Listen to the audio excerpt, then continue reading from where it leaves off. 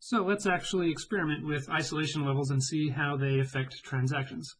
So I'm in that same transaction demo database from before with just that simple little table, and I've got two MySQL sessions running connected to the same server. I have removed everything from the table though, just so we can start from scratch. So I said that the default isolation level is repeatable read, so let's verify that by we can select this special variable at tx isolation. So we are in repeatable read. And the other one is as well, since it's the default. Now if we want to change the isolation level, we can do set session transaction isolation level and then one of the other isolation levels. But first, I want to talk about this session part. So what that means is I want to set it for the whole MySQL session. If I left that off, then it would just set it for the next transaction. So let's set it for the session to read uncommitted.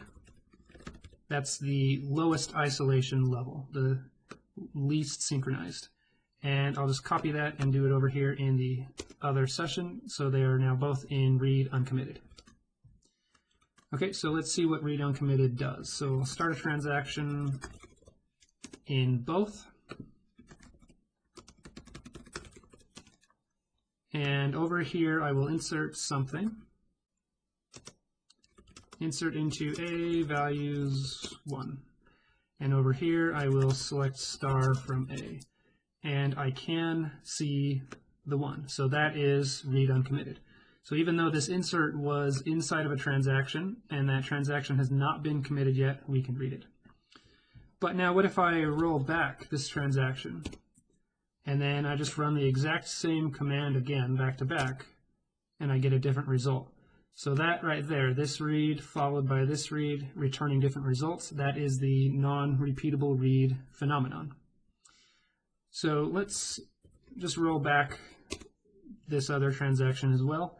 And the read committed isolation level has non-repeatable reads as well. We would just have to kind of change the order that we did things. So let's try that out. Let's set the isolation level to read committed on both of these.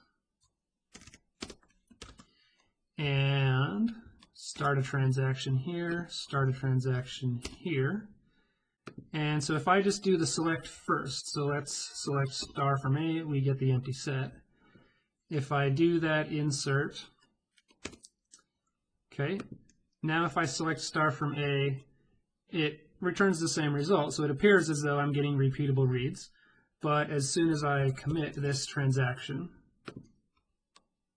now this one can see it. So remember, we're in read committed now, so it can read because I committed in my other transaction. But still, here is non-repeatable read. Select star from A, followed immediately by the same command, returning different answers.